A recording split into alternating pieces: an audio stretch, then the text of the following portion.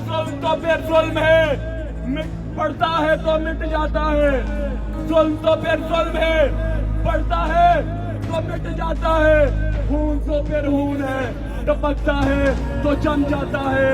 ये शहीदों का खून ये सदियों पे चलेगा, ये सदियां इससे बर्बाद होंगी। ये बाहर के मौसम आ गए हैं।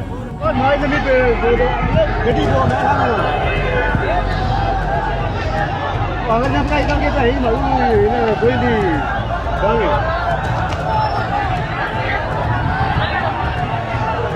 tôi yêu thích cái này cái gì sẽ đến đi ये साकम मजीद और इसकी कल्लास कंपनी अब अगर आएगी तो फिर हम भी इनका मुकाबला डट के करेंगे।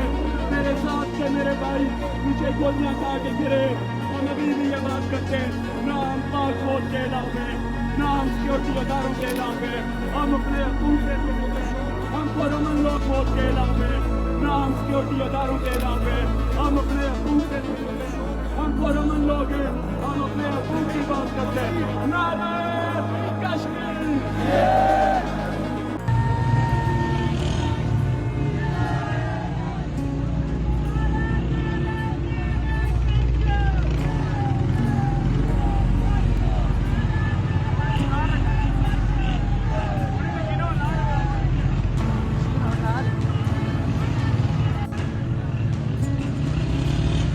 कश्मीरियों के ऊपर वो फायरिंग कराए तो ब्रिगेडियर आए जो तुम ISI का टैग लेके मौजे कर रहे हो।